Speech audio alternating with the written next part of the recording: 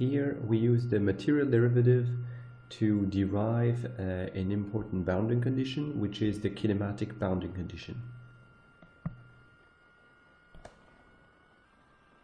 So we will derive the kinematic bounding condition using the material derivative. And so this derivation is a little bit more complicated than what I would expect you to be able to do with the material derivative, but still it will give you some practice, and it is the right time to derive this kinematic boundary condition, which we will use later on in the class, especially whenever we are looking at a problem with a free interface. So a free interface arises at the interface between two fluids, let's say water and air. So here we have an interface between the two, and we'll use the following coordinate system with the z direction pointing upwards.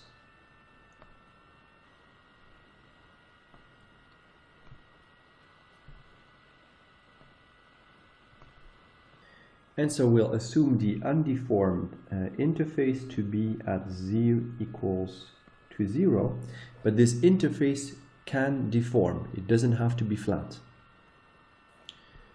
So here is my interface, and it can deform. Now the kinematic boundary condition is a boundary condition that makes sure that your velocity field is consistent with the deformation of your interface. So if you think about it, if you have a certain velocity field, so if you know what the velocity field is underneath, the interface is really a very Lagrangian object. So it really it is moved with the velocity field. So you cannot have a certain interface deforming independently from the velocity field. So if you know what the velocity field is as a function of x, y, z, and t, so it's unsteady, then in principle you should know how the interface deforms. The two cannot be independent, and that is this is what the kinematic boundary condition gives you. So let's assume that we call our velocity field, I'm going to look at the water phase. So let me assume that we have a known velocity field, which is a function of position and time. I'm using Cartesian coordinates, so really this capital X is an X, Y, Z, T. So there are 4 independent variables. That is the velocity field, and then the other important quantity is the shape of the interface. And the shape of the interface is given by a function, right, which at every single x and y position in the plane provides the height of the interface. So here h is a function of x and y, so at any point here in the xy plane, so here for instance at this point x and y, I know at what height is the interface about the z equals 0 plane. So this is h of x and y, and we are not assuming a steady flow, so it could be unsteady, therefore it's also a function of t. So here is our important field, that's the velocity field,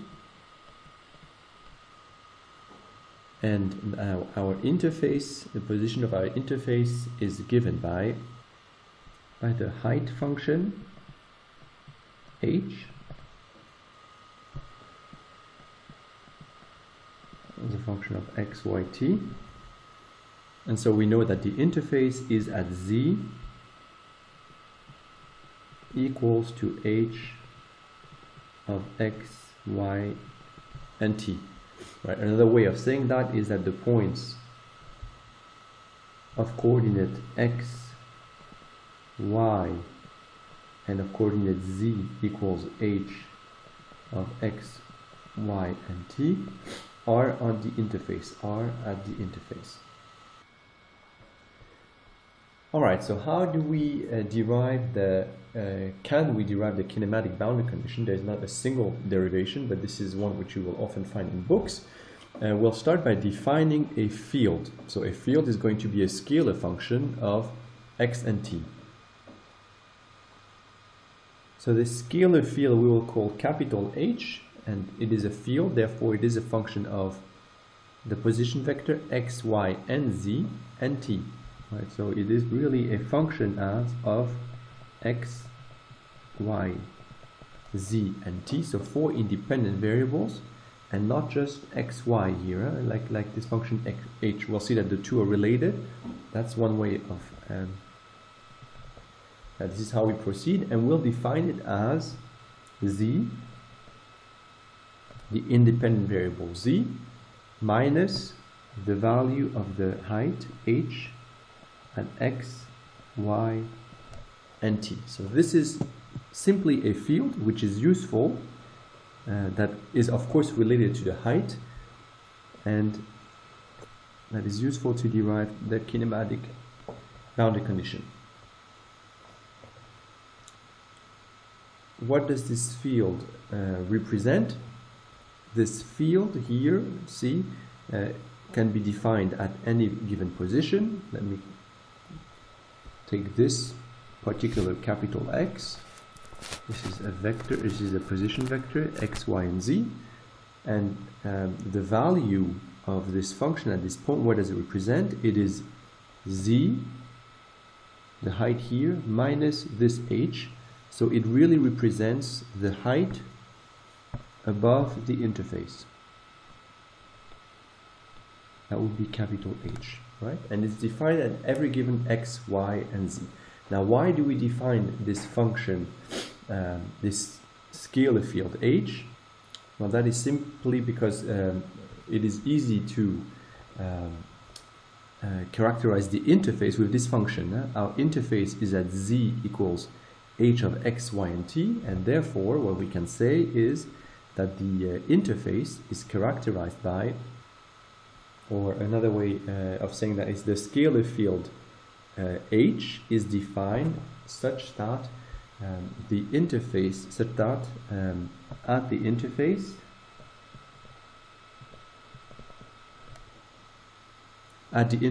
z, we discussed that, is equal to h by definition of the height function, and therefore at the interface capital H is equal to z, which is equal to h at x, y, and t, minus h at x, y, and t, and therefore it's equal to 0.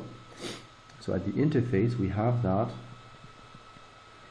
the scalar field h is equal to 0, and that is true for all times.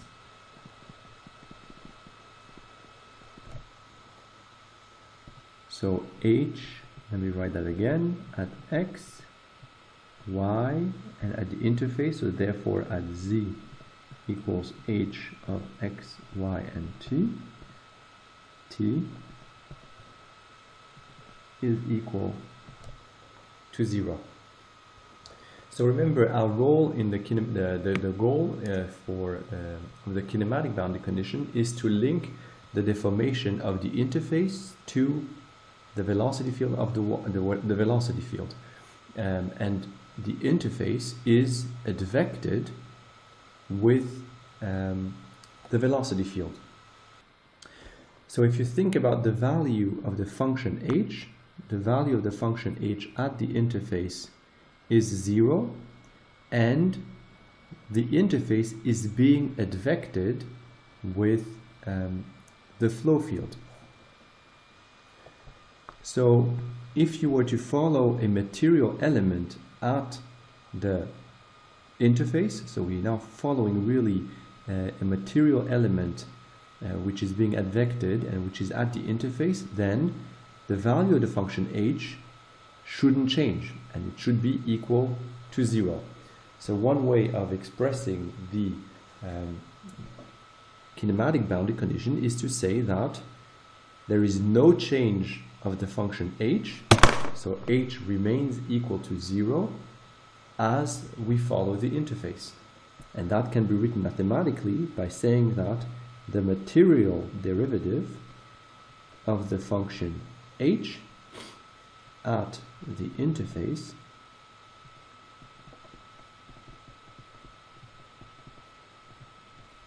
is equal to 0. Note that h here could be any constant. As long as this is a constant, the material derivative would be equal to 0. There's a certain arbitrariness in how we've defined this level set. I could add any constant, 2 meters or 4 centimeters to the definition of h. But what is true is that at the interface, the value of this function, of the scalar field h, doesn't change, and the interface is being advected. So if we follow a material element at the interface, that is what taking the material derivative at the interface means of this function h. It shouldn't change. It should be equal to 0. So then we just have to compute the material derivative of the function h, right? And this, we have a formula for that. So it's partial h partial t plus u partial h partial x plus v partial h partial y plus w partial h partial z. Now recall that h is equal to z, the independent variable z, minus h of x, y, and t. Therefore, if I take partial h partial t, this is equal to partial z partial t, but z is an independent variable of t, so that will be equal to 0, minus partial h partial t. So this here is equal to minus partial small h partial t plus u times partial capital H partial x. Here again, that is equal to partial z partial x, which will be equal to 0 because z and x are independent variables, minus partial h partial x. So minus partial h partial x. Now you see directly here that partial capital H capital partial y will be minus partial h partial y plus w partial capital H partial z. And so partial capital H partial z is equal to partial z, and z is your independent variable, so this is equal to 1, minus, this function is not a function of z, so it will be equal to 0. So this will be equal to partial capital H partial z is equal to 1. So this here is our material derivative of h. And so now we can write our kinematic bounding condition. So we'll have that all of these terms here, which is capital, so the material derivative of h with respect to t at the interface, so at x, y, and z equals h, is going to be equal to 0. So I have negative terms on all of these three first terms, so I'll put them on one side of the equation and the w on the other side, and therefore I can write that partial h partial t, h here is a function of x, y, and t, plus the x component of the velocity at x, y, and h, x, y, t, because I'm the interface, t, times partial h partial x at x, y, t, plus v again at x, y, and z equals to h, t, times partial h partial y is equal to the velocity in the z direction, and this velocity is to be taken at x, y, and the z is equal to h, t. That here is the kinematic boundary condition. This kinematic boundary condition can be simplified in two cases, common cases. The first one is if the interface is steady.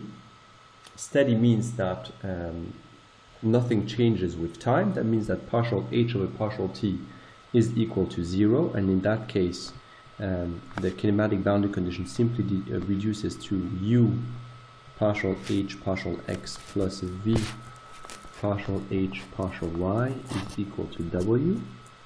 That is one simplification, and the most common simplification is in the case of small deformation of the interface. So let me rewrite the kinematic boundary condition.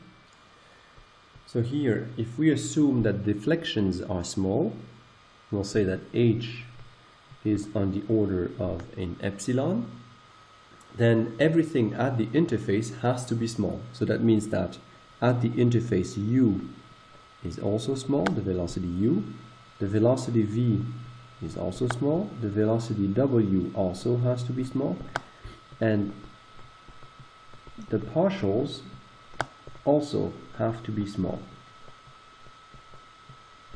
to be consistent. And so if you look at the kinematic boundary condition, then we have this term that will stay with epsilon. Here you have an epsilon times an epsilon, so this term will scale with an epsilon squared. Here again, v scales with epsilon, dh dy will scale with epsilon, so this term will scale with epsilon squared, and w scales with epsilon, such that the kinematic boundary condition simplifies to partial h partial t. So the partial derivative of the height with respect to t is equal to the velocity field in the z direction. And this here is perhaps the equation that you would have first thought of if you had to express the kinematic boundary condition. So the change of height is equal to the velocity field in the z direction, so the z component of the velocity field. Now this is actually only true if you assume small deformation. If you don't assume small deformation, then you actually have to write all of these terms. So that's a simplification of the kinematic boundary condition at the interface, but it goes further, because remember that we are writing this at the interface, so at x, y, and z is equal to h of x, y, and t. But of course, h is small, so if you took a Taylor expansion of w, then you could write that this is equal to w at x, y, and z equals 0, t, right, plus the partial of w with respect to z times h plus higher order terms, right? And here again you have an epsilon, and this also scales with an epsilon. So these two terms scale with epsilon squared, and these are going to scale with at least epsilon to the cube. So if we already neglected those epsilon squared here, we can neglect this epsilon squared here as well, and say that dh dt is equal to the z component of the velocity field, but not at h, because h is small. We can directly say that this is equal to the first order, it will be equal to the z component of the velocity field at z equals to 0. The kinematic boundary condition can be written as dh dt is equal to the z component of the velocity field at x, y, z equals 0, and t. This kinematic boundary condition we'll see again, but mostly in the second quarter. But keep in mind the derivation, and at least you know next time you'll see it where it's coming from.